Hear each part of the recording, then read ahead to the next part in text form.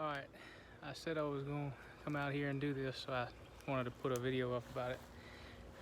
All right, so this is my ice cream banana, and then that's the Missy Lukey. That's the pup that came up. So I knocked off 2 of the branches there and there.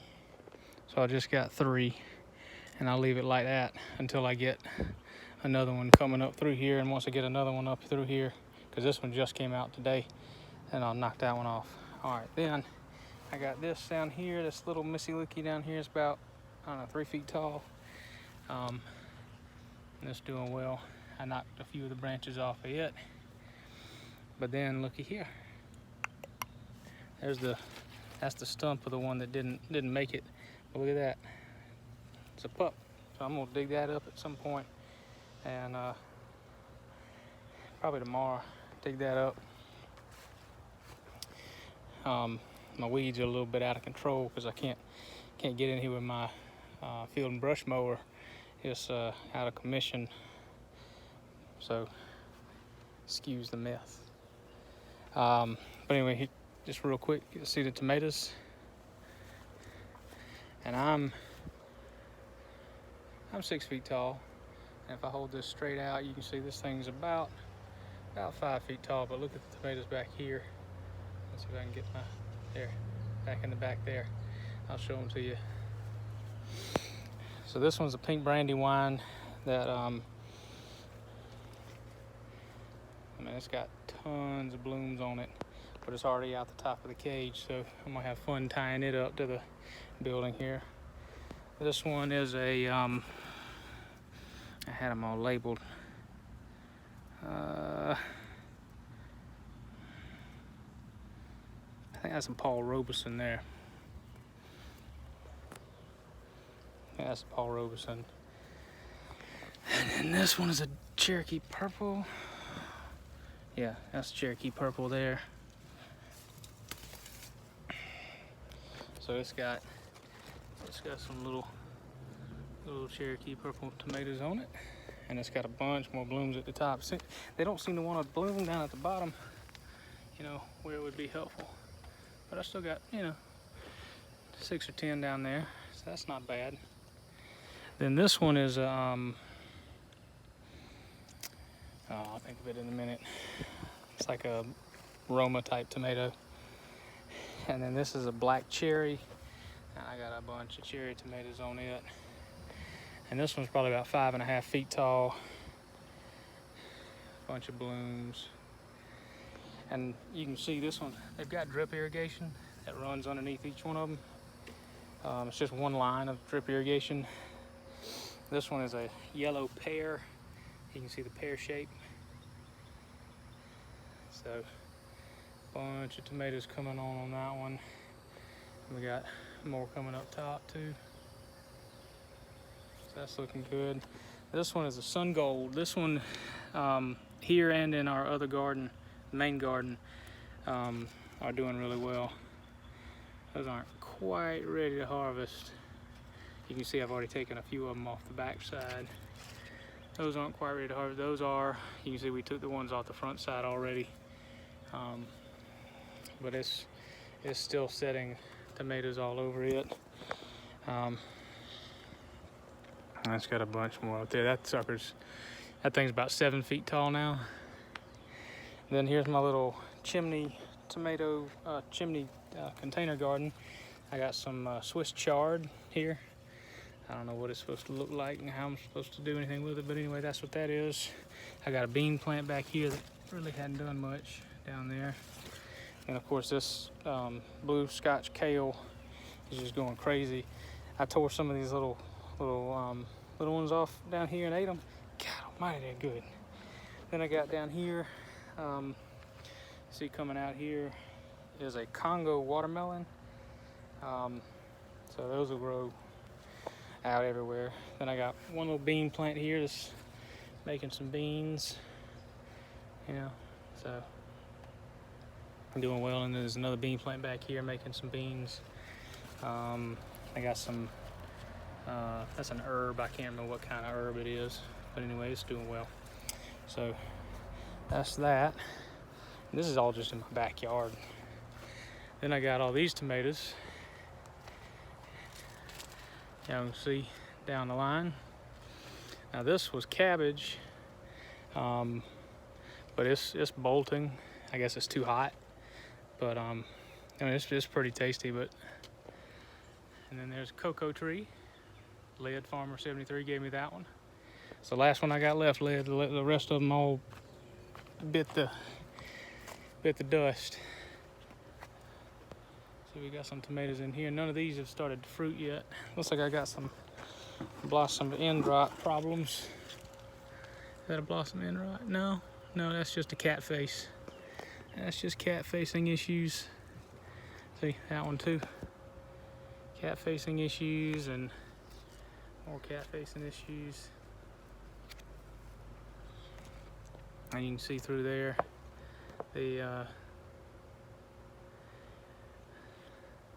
that's pretty looking there. All those little cherry tomatoes, and then there's some there. So those are looking real good. Some more yellow pears. More cherry tomatoes there. See, we got some more in there. Those are all doing really well. But I've got all this stuff on a central drip line and drip irrigation. That's the secret, I swear it is. This is my basin of water keeping these guys alive. And then my peach tree, and I got another peach tree over there. Got a key lime. That's basically brand new. Got a black Madeira fig. This is a, what is it? Violette de Bordeaux. This is a Texas Everbearing, I think. This is a Latarula there. He doesn't seem to be wanting to do a whole lot. I'm not sure what's going on with him.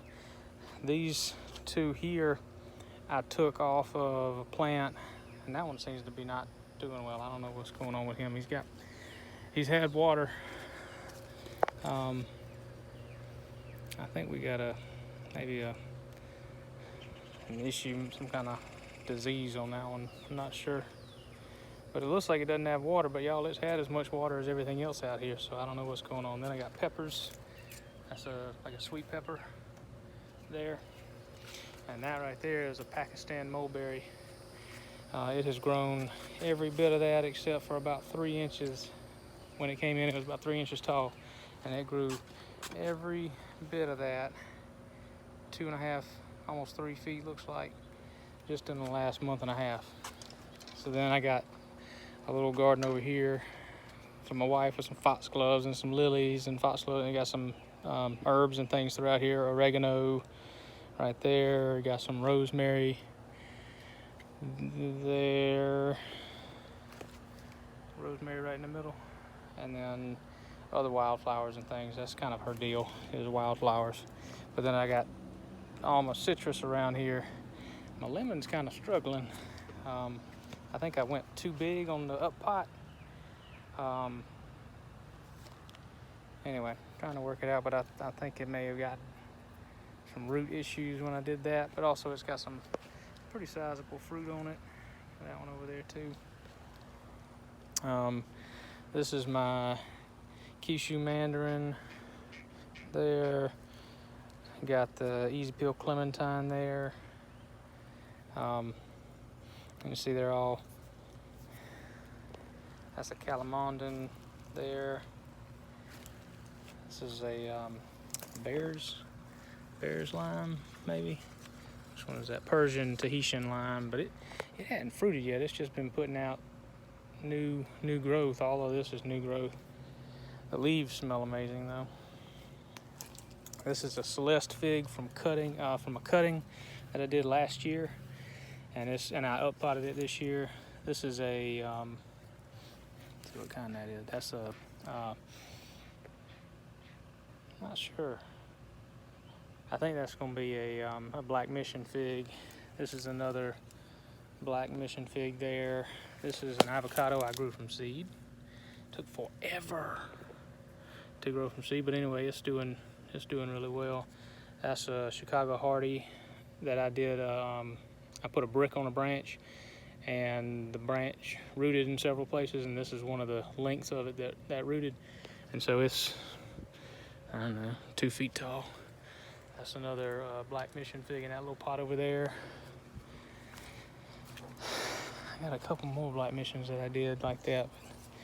But anyway, just some more tomatoes here. I kind of did them in stages.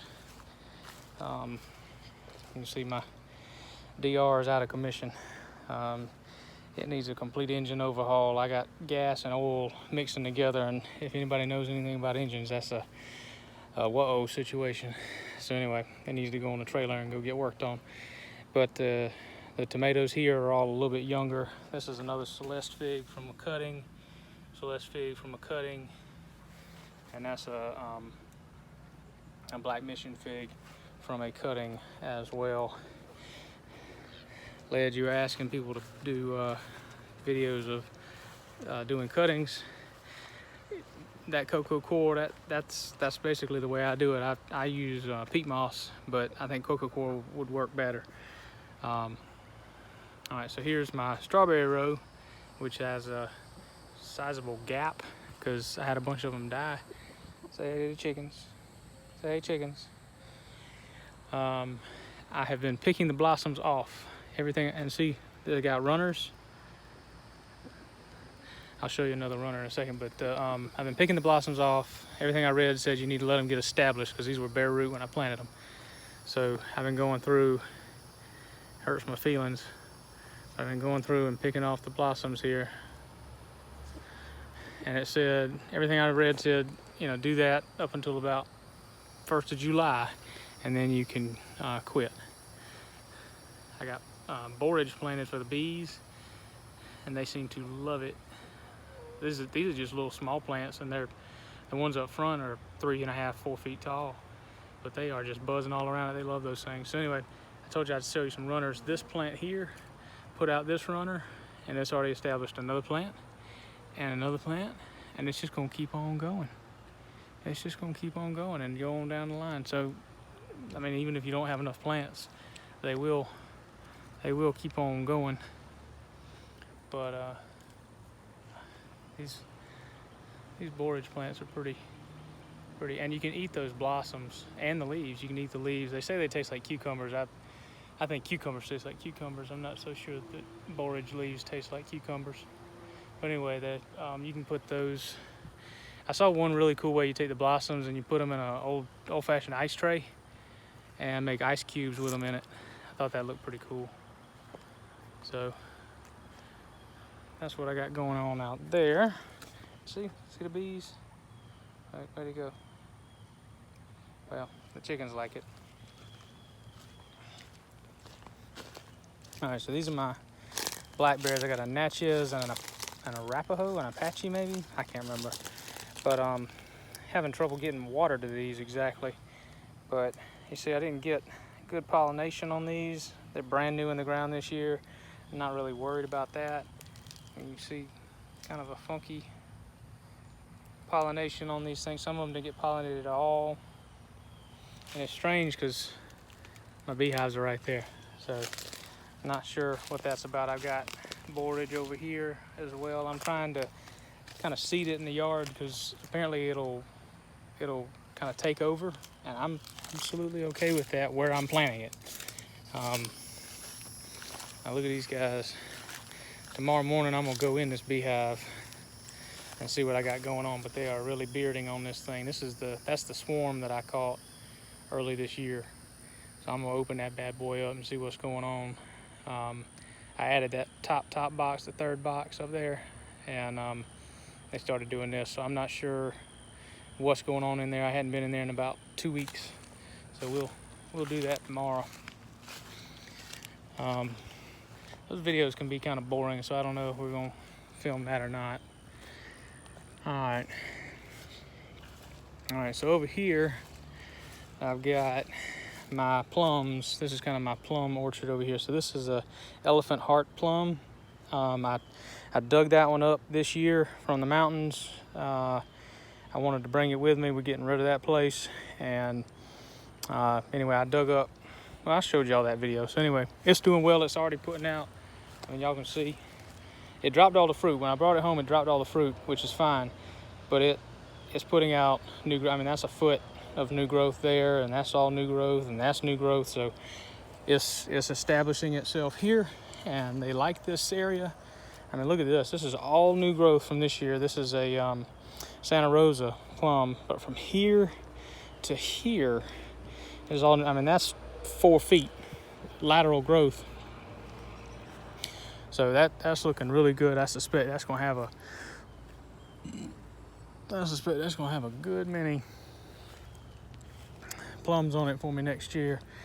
This is a Chicago Hardy that was one of those things you buy from Tractor Supply or Lowe's or whatever. I got this one from Tractor Supply, but I mean, it was this big when I got it, right there. That was the original piece, and it grew and actually had four prongs.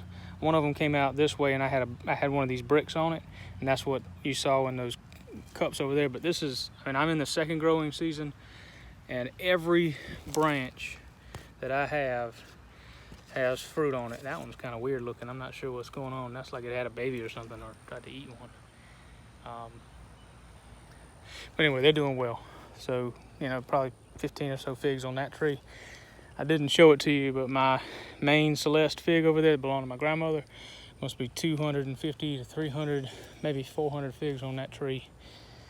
This is a dino tree kale. I don't know how tall it is, you know, 1.5 feet, 2 feet, but it's doing pretty well. Pretty plant. This is that's a plum, and that's a plum.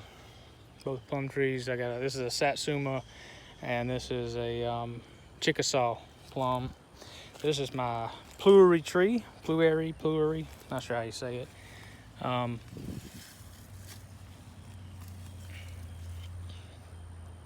in any event, it's doing really, really well. It's got a good bit of new growth on it. Looks like I got a Japanese beetle that's being a jerk. So anyway, those are doing well. I hope that does something next year. Got it out here getting established, got the drip irrigation on it. Now this being an orchard out here, I don't have it on steady drip. I just kind of look around and see if everything's hot, cold, or otherwise, and just kind of see if it needs some. But that's an Asian pear there. You can see it's got some new growth towards the top. Got it on the drip irrigation as well. I like these heads on them because you can adjust them. You can tighten it and loosen it, and it'll make more or less water come out, which I think is really good for new trees, and especially because I got some avocados around here and stuff, and you don't want to, I mean, y'all know, you don't want to water every day on an avocado, and you know, certain trees need water and certain trees don't. So anyway, that it's got some new growth on it. That's what I like to see, is that it's established. And this is my Fuyu persimmon. It's been 2 years in the ground. I can't remember. Not a whole lot of growth last year. This started last year and it's sort of finishing this year, this branch. But not a whole lot of height to it yet. So, you know, I think it's just doing like they do and just taking a couple of years to really put down some roots. At least that's what I hope it's doing. And then maybe next year it'll have a big year. Those cannas right there are volunteers. Some bird dropped a seed, and the cannas are doing great. I moved all of my pawpaws from back here because it was too wet, and they were too far gone. They didn't make it up front. You can't really see it. There it is right there. See the different leaf on that? Looks kind of like a Star Wars leaf. Those are raspberries. Again, I can't get back here with my DR because it's busted. This is my sugar pear. It's looking good this year. It hadn't put on a whole lot of new growth, maybe about a foot of new growth. I've kind of just let my goji berries go. If they make it, they make it. If they don't, they don't. I hadn't been real pleased with the way they've grown and how they taste. All right, so this is the wild elderberry out here. You can see it. I mean, that's it. That's it. I mean, it grows everywhere. You can't stop that stuff. This is an apple tree I bought. I tried to graft onto it, and it didn't work. And so anyway, we'll try that again next year. I was trying to graft a crab apple onto it, just so it would have more blossoms and the cross pollinator on it, but didn't have any luck with that. But this is a Saijo persimmon, which is an astringent variety. But I mean, you know, I think it's kind of cool. Look at the leaves on that bad boy. It does not have any fruit on it. But this one did what Lead Farm was talking about, how they will do nothing for like a year and then all of a sudden they grow huge. I mean, there was a year where it was, you know, short, 2 feet tall, and grew maybe 3 inches. And I was worried I'd killed it. And then the next year it grew to that. I mean, it's 9 feet tall. So, This is my Anna apple that just won't stop. And I think I've decided to let it just do what it wants to do. Because, you know, sometimes nature tells you, this is what we're going to do, and you can shut the hell up. So, anyway, that was 13, 14 feet tall. I'm going to have to get a ladder to get any apples off of it next year. It's not got a single one on it. It didn't bloom at all this year. I don't know how to prune apple trees. I think I'm bad at it. So other than cutting off, you know, the sucker growth and the stuff that's growing internally and stuff, I think I'm going to quit trying to prune apple trees. Anyway. All right, so there's right here, growing out this way, is a cherry tree. And there's another cherry tree going up there. That's got about 3 feet of new growth. No cherries on any of these trees. All right, so you got another cherry tree here. I don't know what's going on with those. They really don't. I don't know if they just don't like this spot, or they don't like me, or what it is, but I can't seem to grow a cherry tree worth a darn. So I'll walk y'all back across here. I kind of started with the annual stuff and then kind of switched over to doing the trees. Oh, so Lead Farmer had a peach tree, a blood peach, Indian blood peach, and I said I'm gonna get one of those because those look really freaking delicious.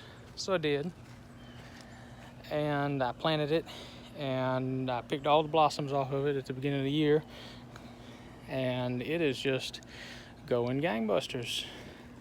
I mean, it's got 3.5, 4 feet of growth on it. I love a peach tree. So anyway, that's right next here to the house because my wife loves peaches, and if that one does well there, I got a couple more that I'm gonna plant around here as well. All right. Let's see, there's the avocado. I didn't show y'all that. That's the cold hardy avocado. Made it through the winter here in South Carolina. I didn't cover it up except for after it put out new growth and it had blossoms on it. We were supposed to get a freeze, and I did cover it because I didn't want my blossoms to get hit. Didn't end up mattering. I don't have a single avocado on it this year or yet. This is my loquat. Haven't had a single blossom on that. I tried grafting onto that one and it didn't work. But I did graft on the one up front, and it did work. Mammoth sunflower. This is a Koroneki olive. You see, I had snow peas, snap peas on here, and looks like they're doing. This is my Kefir pear, doing what Kefir pears do, and then I mean it's gone gangbusters this year. It's grown 6 feet this year. here's some more of my figs from cuttings. Interesting looking things. These ones I just did today. Put them in cups, but don't worry. I mean, they'll fool you. They might make it. So here's my grandmother fig here. I mean, that's every branch looks like that. Celeste fig. See them in there? I mean, I cut this branch off this year. Down there, I cut it off. All of this is new growth this year. I mean, that's 5 feet of new growth, 6 feet of new growth, and every branch has figs on it. So we ought to have a bumper crop of Celeste figs this year. That's another olive tree there, Arbequina. It's made it through 2 winters, maybe 3 winters. Now this is a pomegranate, but I've come to learn that it's a pomegranate variety that blossoms and blooms but does not fruit. So I'm giving that one and the one over there to my mother, and I'll order some that actually do fruit, because I like pretty stuff, but I'm limited on space back here to some degree, and if I'm gonna put it back here, I want it to make food. I've got an air layer graft going right here on this one. This is a branch that came off of my, if it didn't have all this undergrowth here, you could see the branch comes all the way out from that Celeste fig and comes all the way over here. But I mean, you can see more figs. I got a Olympian fig right there, and it's doing well. Grown about a foot since I bought it and threw it in the ground. Another Arbequina olive. Got this one for a deal for I think I got the whole tree for 20 bucks.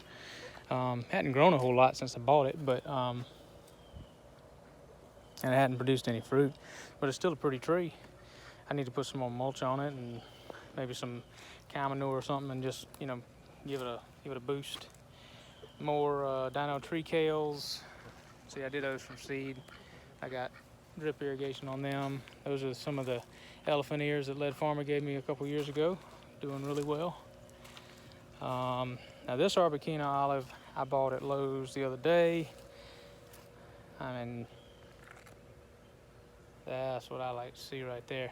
I bought it because it had fruit on it. I wouldn't have bought it if it hadn't had fruit on it, because of course I've got a couple of trees already. But anyway, it's doing really well. My plan is to put it in the ground basically right where it is, because they don't get really big, and it would do some shade on the chicken coop for me. That is that